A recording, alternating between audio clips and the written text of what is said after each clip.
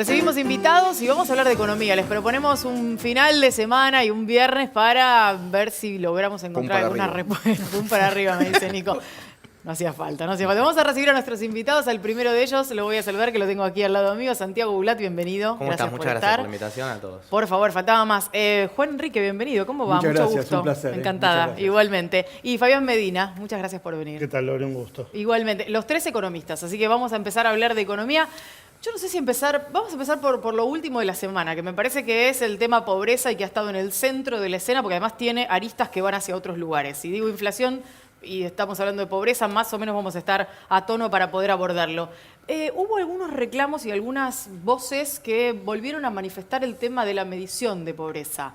Y sin embargo hubo muchas otras que dijeron, no, está bien, se está trabajando bien. Estoy pensando en el observatorio de la Universidad Católica Argentina, que salió a decir, esta medición de pobreza es aproximadamente lo que nosotros también estamos midiendo. ¿Cómo han visto ustedes este punto? Empiezo con Santiago.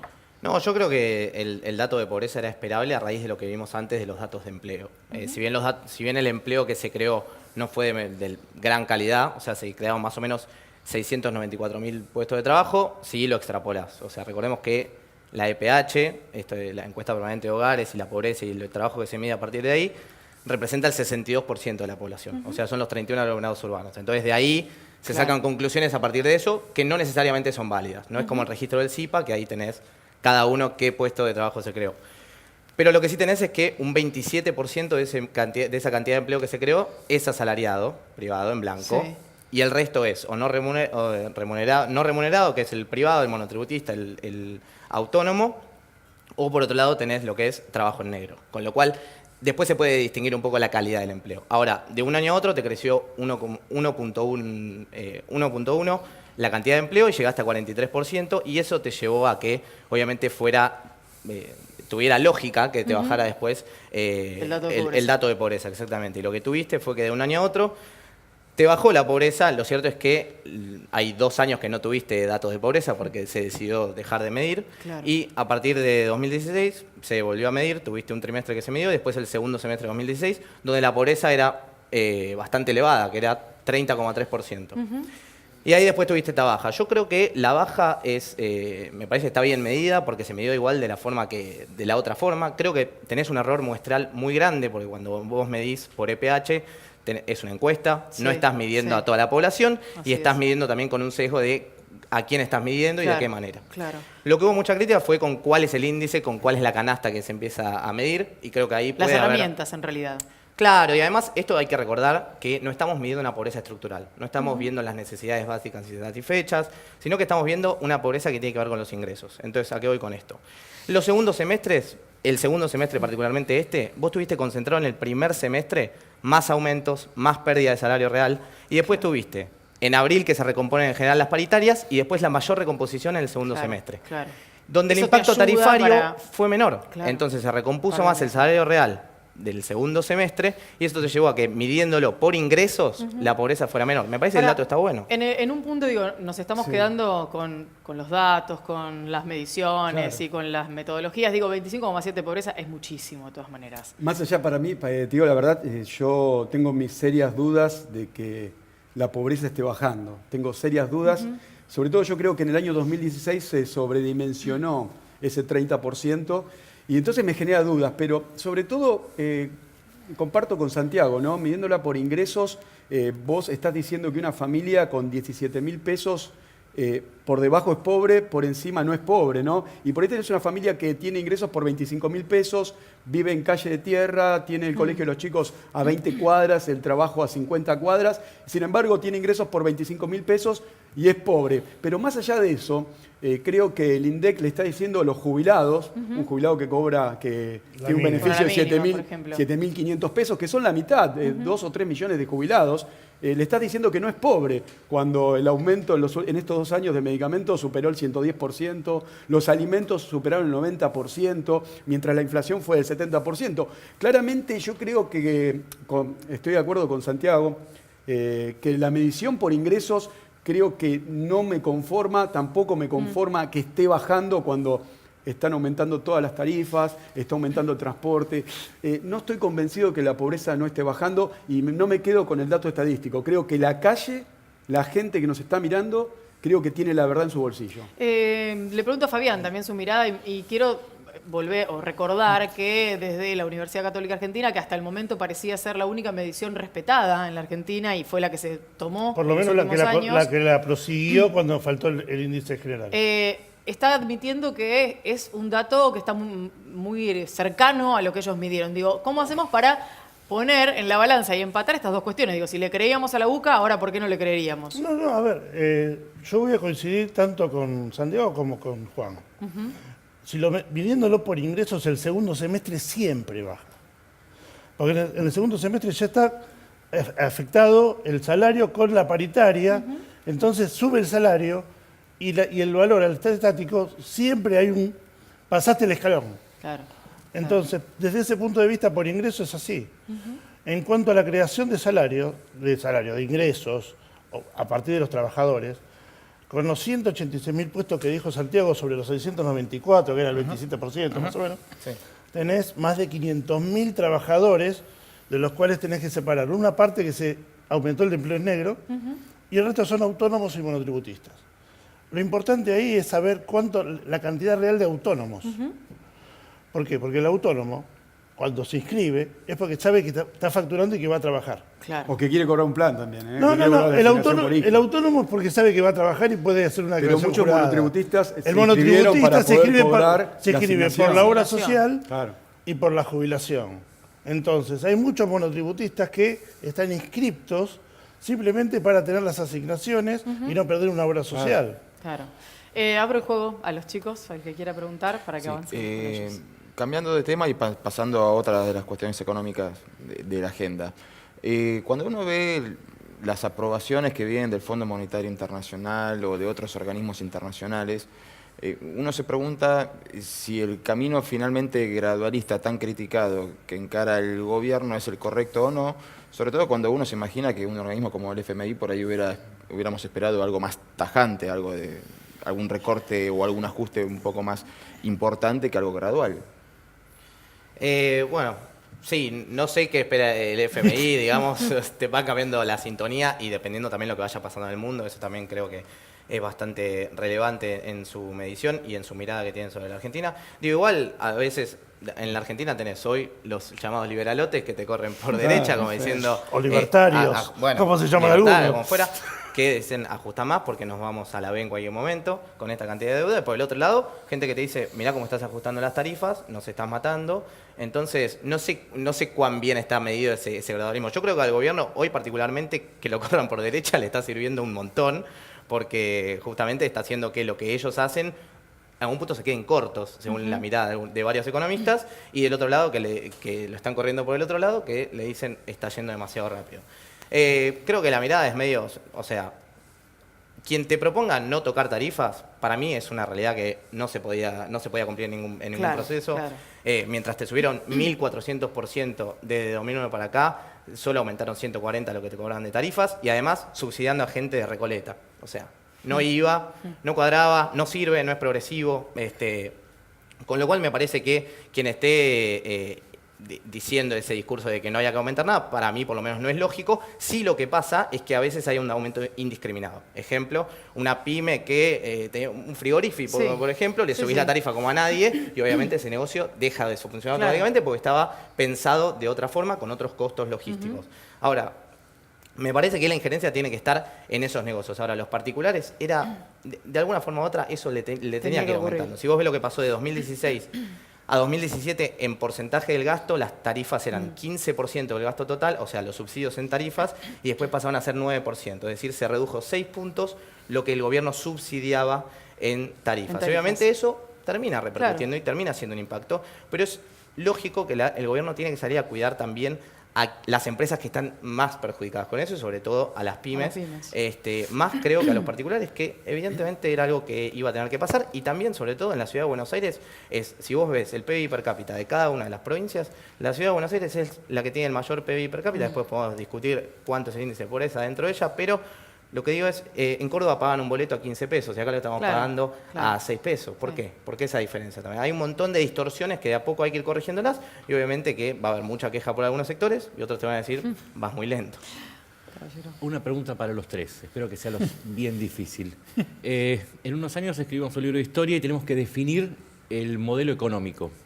Algunos hablan de neoliberales, liberales, etcétera, etcétera. Me gustaría de parte de cada uno de ustedes cómo se define este gobierno y por qué. Mira, de mi punto de vista, este es un gobierno, digamos, de política liberal, pero para pocos. O sea que no te lo puedo definir a nivel global, pero sí que es para pocos claramente. Y más allá de definirlo, yo creo, claramente veo un rumbo malo o muy malo. Y de hecho, hoy el ministro de Energía lo dijo, ¿no? Cuando usó la metáfora que él se quemó con leche y está viendo la vaca. Cuando él dice eso, no está diciendo otra cosa que esto va a fracasar. Está diciendo directamente que va a fracasar y sale rápidamente el presidente a defenderlo.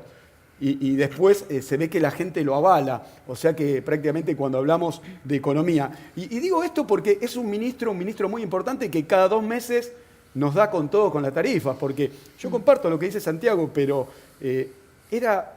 hacía falta que una persona, un R1 que consume 80 metros cúbicos de gas, que pagaba 60 pesos, hoy pague 600 pesos, un 1000% más. Bueno, ese ministro hoy, que es un ministro muy importante del gobierno, que tiene mucha guita afuera, ese ministro hoy dijo que ve la vaca y llora. ¿A qué se refiere? Él maneja una información que ni Santiago...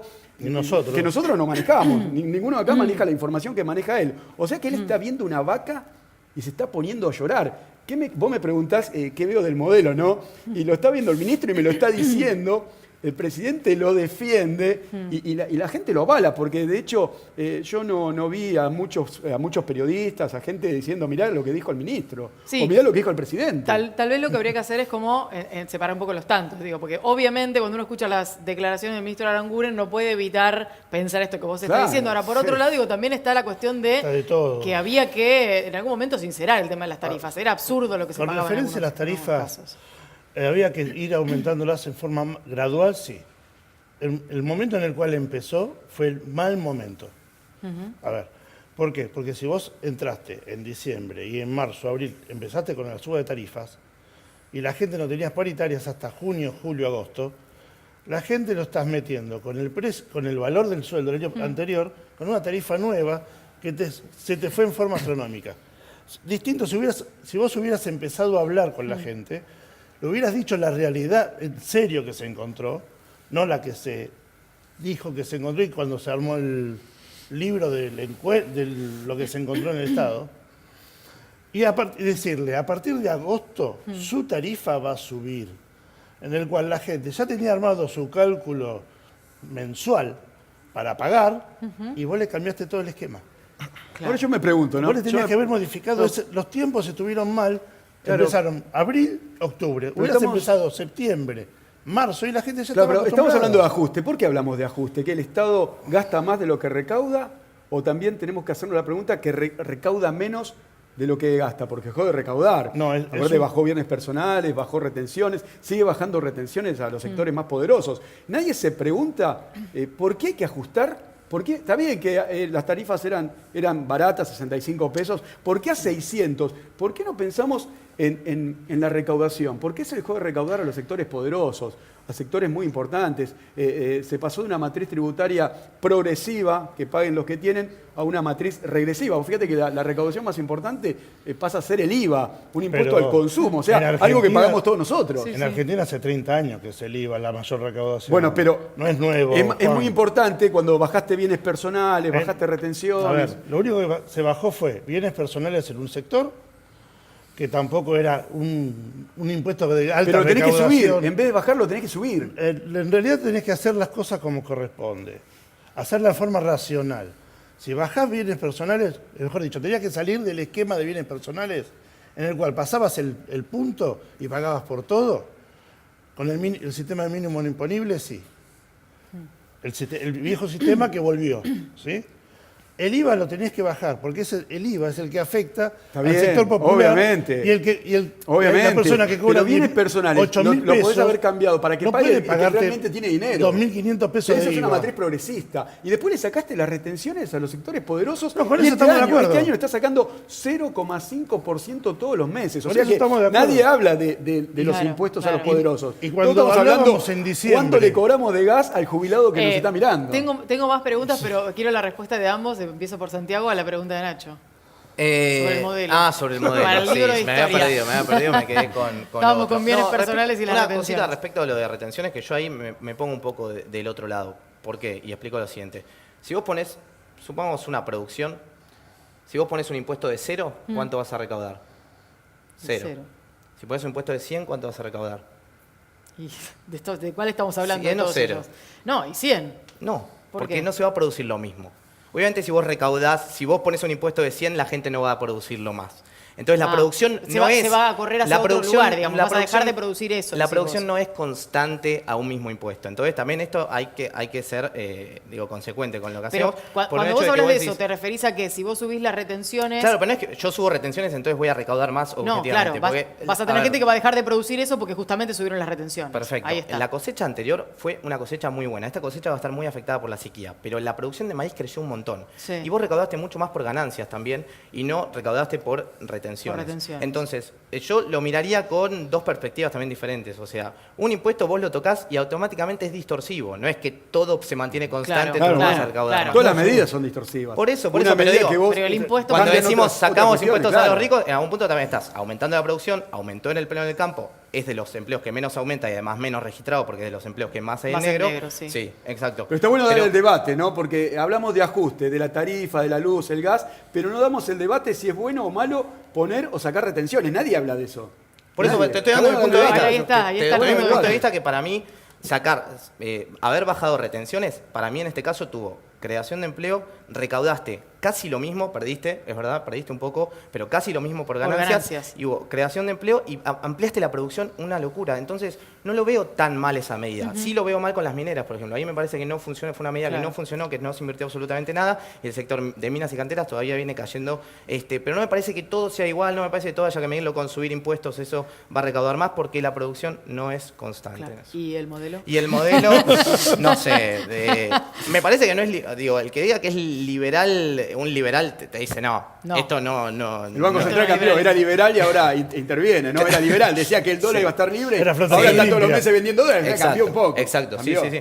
Por eso yo no me cierra tanto que sea liberal, creo que tiene, obviamente, si comparamos también con el gobierno anterior, es muchísimo más liberal. Todo es liberal comparado, sí. Claro, bueno, sí. Pero no está, ponele, privatizando empresas por ahora, empresas estatales y demás. Transener se va a vender. Bueno, Transener, claro, es verdad. Bueno, hay algunas medidas que sí, pero no me parece que sea los Claro, 90 claro. y tampoco me parece Y que sea tampoco- kirchnerismo. Creo que es algo en el medio, no sabría la palabra justa para definirlo. Pero me parece que si a un liberal le decís esto es liberal, te va a decir, no, esto todavía La está definición lejos. de Fabián. Para el mí es libro. un gobierno de intención liberal, pero que sabe que si llega a ese nivel, empieza a hacer agua por todos lados. Entonces tratan de meter algún sesgo social, como fue el aumento de asignaciones, incorporar un monotributista a la parte de asignaciones, ¿sí? A ver, no lo estoy defendiendo. No. Estoy haciendo un análisis. No. Juan lo mira. No, lo que pasa es que por ahí no Después, les alcanza. que tienen el beneficio, no les tipo alcanza. de la parte liberal, para mí estuvo mal hecha la reforma tributaria, porque fue una reforma tributaria al alza, no a la baja de impuestos, como pregonaron. Cuando yo dije en diciembre, por ejemplo, los servicios digitales van a subir, porque le metés el IVA, nadie escuchaba. Subieron. El 1 de marzo había comunicadores sociales que decían, por favor no me suban Netflix, porque me agregaron el IVA. A ver, si vos no podés pagar $2 de diferencia por el IVA, $2 son 40 pesos, y digamos que no lo tengas directamente. Claro. Pero bueno, asumí el costo. Pero impuestos a los consumos. que tuviste. Seguimos grabando consumos. A ver, asumí el costo que tenés de defender la política. Es una nueva generalización del IVA a los servicios como fue en el 97.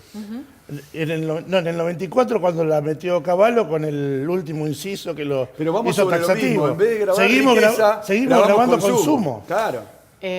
Nico. Sí, otro de los temas que dan vueltas Y tenemos y pocos que minutos. todos se van peleando. ¿El nivel de deuda es sustentable? Cuando uno compara con el nivel de deuda de otros países, Qué dice, tema, pucha, Estados Unidos tiene un nivel de deuda altísimo. Está bien, tiene una máquina de imprimir billetes, pero antes, hace 40 años, se ha abandonado el patrón oro nada más. Te lo voy a decir más fácil directamente. Para nosotros es No sustentable. te dijo en cuál Perdón, escrito de la perdón, semana. Aranguren te lo dijo, Para cerrar la pregunta, ¿es Aranguren sustentable? lo dijo hoy. Y si es sustentable, ¿se está invirtiendo de forma correcta eso o se está financiando solamente déficit y nos la vamos a poner? Dos cosas. Esta semana, desde Wall Street, hubo 5 empresas, la quinta empresa argentina que le rechazaron ingresar al mercado de capitales. Esa fue la vaca que vio Aranguren. Está viendo ¿Sabés la cuál vaca es el y tema? llora. ¿Por Sí, sí. qué lo rechazaron? Por el nivel de sobreendeudamiento argentino. No por la cantidad, sino claro. por la aceleración de los últimos 2 años. Por la forma del endeudamiento. Igual salió a cotizar acá esa, ¿eh? Está bien, De pero, GSE. está bien, Santiago, pero entendemos. Hay empresas que cotizan, que trabajan con normativa NIF. Sí. Podés trabajar en Buenos Aires, o podés trabajar en Wall Street, o podés trabajar en Londres, sin necesidad de hacer un planteo nuevo. Porque sé con el mismo estado financiero lo haces acá en cualquier lado. Sí, sí. Cuando te habla que en Wall Street te dicen están sobreendeudados por la aceleración de los últimos 2 años, es la quinta empresa. Se incluyeron laboratorios. En cuanto a si es sustentable, en lo particular yo te digo, todavía estamos en 230.000 con un PBI de 300, más o menos. Sería sustentable. El problema se presenta a nivel global cuando vos tenés un PBI y medio de deuda. Pero si vos en 2 años pasaste de 90.000 a 220.000, Claro, 230, claro. ¿Cómo es la progresión hacia adelante? Eso es lo que te preguntás. está ¿no? llegando a ¿Qué- 2019 con casi 300. Eso no se generaría sustentabilidad y además estás cubriendo gasto corriente, no estás No, y generando obras. aparte, vos mirás el presupuesto del año 2018 y ahora cuando se presente el 2019 va aumentando lo que es servicios de deuda, los intereses. Y vos para pagar servicios de deuda tenés que reducir educación, reducir medicina, reducir seguridad, todo eso lo pagamos todos nosotros. O sea que, como dice Fabián, esto no es sustentable y de hecho no lo dice solo Fabián, lo dijo el ministro Aranguren hoy a la En tarde. 2016 vos tenías para este año 13.000 millones de dólares de pago. Te De digo, intereses de la deuda. Sí, pero- Este año son 18 ya. una cosita Sí, del por frente favor. externo, y coincido también con ellos dos, pero tiene que ver con que Estados Unidos también está subiendo su Claro. propia tasa No, de interés. seguro. Claro, Y eso lo que hace es que el endeudamiento se vuelva más caro claro. y a la vez más restrictivo, porque digo, tenés que salir cada vez a mostrar una tasa de interés mayor para Claro. ser atractivo Para- todavía claro, como país. exactamente. Y eso obviamente va a ser un problema acá en adelante. Estamos en los minutos finales y no tocamos concretamente o de lleno el tema de inflación. Digo, estábamos hablando de metas, estamos hablando de presupuesto, las metas que se cambiaron para la inflación hacia adelante, en el medio la cuestión del dólar, en el medio la cuestión de las tasas, pero digo, puntualmente inflación, que es lo que golpea los bolsillos de cualquiera de nosotros cuando vamos al supermercado, por ejemplo, porque lamentablemente se traslada a precios. No, recordá de que manera- la meta de inflación para el año 2018 era del 10%. 10% se cambió en diciembre al 15%. Y en los primeros 4 meses de este 2018 vamos a tener el 9%. O sea, fíjate que no se cumple la meta, no se puede cumplir. Y encima este sábado aumenta el gas, transporte y seguramente va a aumentar la luz y el agua. O sea, claramente... El aumento del gas igual estaba contemplado, era un aumento que ya se había No, pero anunciado no, con porque estamos anterioridad. hablando, te estoy hablando de los primeros 4 meses, sí, está bien, Sí, está por eso, contemplado. pero ya estaba contemplado. Pero no está dentro del contemplado paquete. en la medición. Vos decís, sí, claro, No está contemplado va a en- seguir en- aumentando, en el- pero en la medición, en el presupuesto, cuando decían que la inflación iba a ser el 10%, no En el estaba cambio de contemplado. meta del 28 de Claro. diciembre que parecía del día de los un temita de los Día de los Inocentes. Claro. A ver, estamos hablando de una inflación anual igual o muy similar al 2017, no 15%. Movió la meta un 50% al efecto de no quedar tan descolocado. Vos tenés durante todo el año un promedio de 2% mensual. Salvo inclusive... ¿Todo el meses- año? ¿No va a bajar como- Tenés Y una un par de referencia, meses con el no. 1,5 promedio. Y una referencia, vos fíjate, tenés una meta de inflación del 15 con una tasa de referencia del 27. Esa diferencia no existe. O sea que o es la meta es mentira o la tasa de interés es mentira. Tengo el minuto final y quiero escuchar la reflexión de Santiago sobre el tema de inflación. Yo creo que las metas de inflación estuvieron mal puestas desde un primer momento. Me parece que si vos ves cualquier historia de un país, usaron metas de inflación. Es un instrumento que se usa mucho, después el Banco Central decide cuál es la forma de hacerlo, ahora es tasa de interés y ahora, como bien agregaba Juan, también es la venta de divisas, Sí. pero no hay país que vos veas un ejemplo en la cual haya bajado en 4 años de un 30% a un 5%. De base son 8, con lo cual a mí la meta tan ambiciosa hace que todavía no tengan confianza en vos las expectativas de inflación. Seguramente, si las expectativas no convergen. Pero seguramente la meta sea para el salario de los trabajadores, eso seguro. Tenemos que cerrar. Les quiero agradecer a los tres por haber venido.